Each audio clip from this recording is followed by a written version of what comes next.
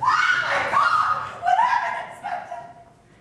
He's dead. Well, that's a bit rough, isn't it? A bit extreme. I admit he had his faults. He was a fickle old...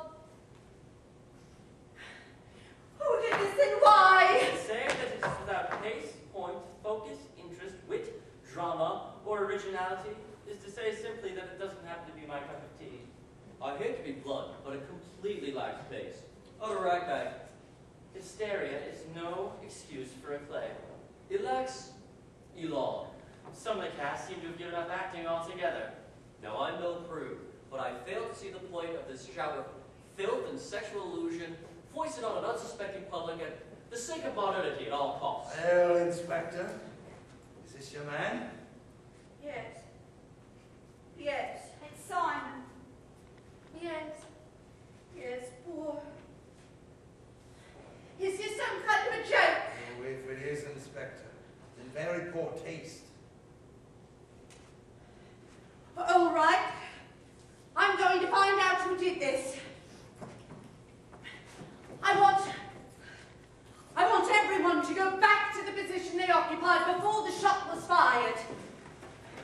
No one will leave the room. I think we all had the opportunity to fire the shot, Inspector. I am not the... But the question is, which of us would want to?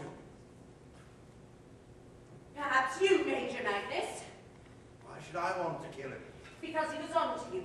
Yes, he tumbled you right from the start, and you shot him, just as he was about to reveal that you killed this chap. But what motive would there be? Who is this chap, Inspector? I don't know. Quite unlike anyone I've ever met. Well, now. Inspector? Yes, what is it, dear lady? Happening to enter this room early in the day to close the windows, I chanced to overhear a remark made by Simon Gascon to her ladyship, viz. I will kill anyone who comes between us.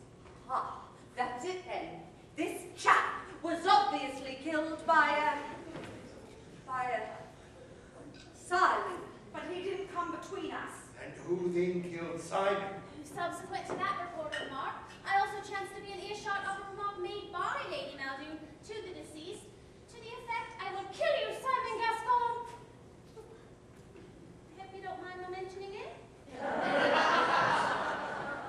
No, not at all. I'm glad you did. It is from these chance remarks that we in the force build up our complete picture before moving in to make the arrest.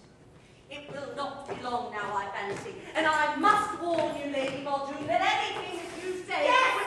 I hated Simon Gascoigne, for he had me in his thrall, but I did not kill him. Prior to that, Inspector, I also chanced to be in earshot of a remark made by Miss Cunningham, no doubt in the heat of the moment, but it stuck in my mind as these things do.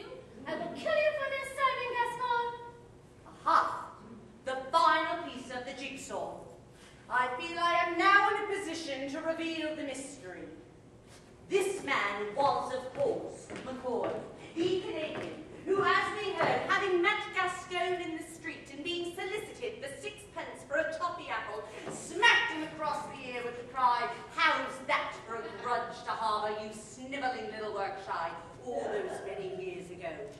Gascoigne bided his time, but in due course tracked McCoy down to this house, having met on the way in the neighborhood a simple, ambitious girl from the provinces.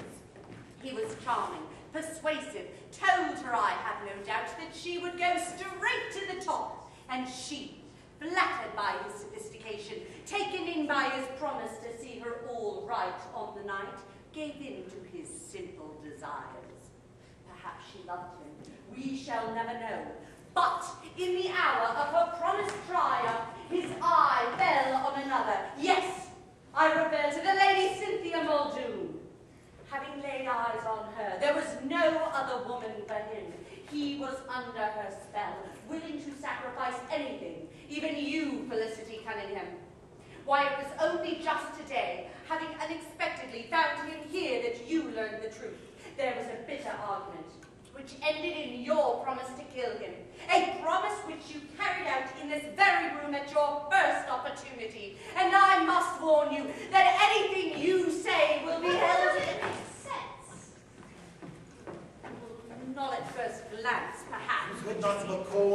killed by the same person who killed Simon.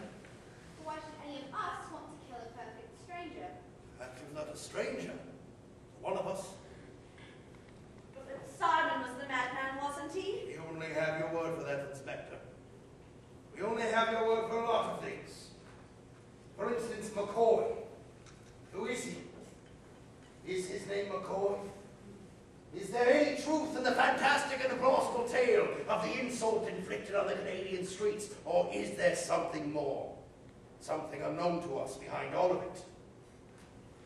Suppose for a moment that the madman, having killed this unknown stranger for private and inscrutable reasons, was disturbed before he was close to the body. So, having cut the telephone wires, decided to return to the scene of the crime, masquerading as Police Inspector Hound.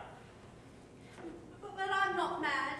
I'm almost sure Only that I'm to not discover mad.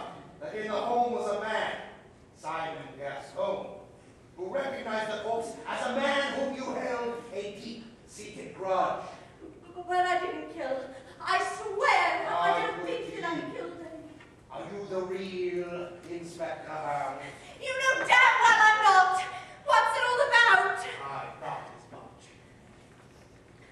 I only dreamed. You see, sometimes I just So it was you! The madman! The killer! Oh, it's horrible! All the strangers in our midst! Yes. We had a shrewd suspicion you would turn up here, and he walked into the trap. Trap? What trap? I am not the real Magnus Muldoon. It was mere subterfuge, and I now reveal myself as... You mean- Yes, I am the real Inspector Hound. Puckeridge.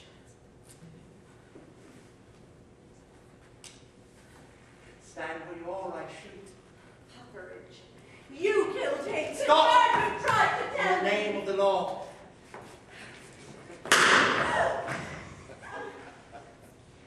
I've been waiting a long time for this moment. So you are the real Inspector Hound. Not only that, I've been leading a double life. At least. You mean... Yes! For 10 long years. But don't you recognize me? You mean... Yes! It is I, Hound, who lost his memory and joined the police force, rising by merit to rank of inspector. His past blotted out, till fate cast him back to the home he left behind. Back to the beautiful woman he brought here as his girlish bride. In short, my darling, my memory has returned.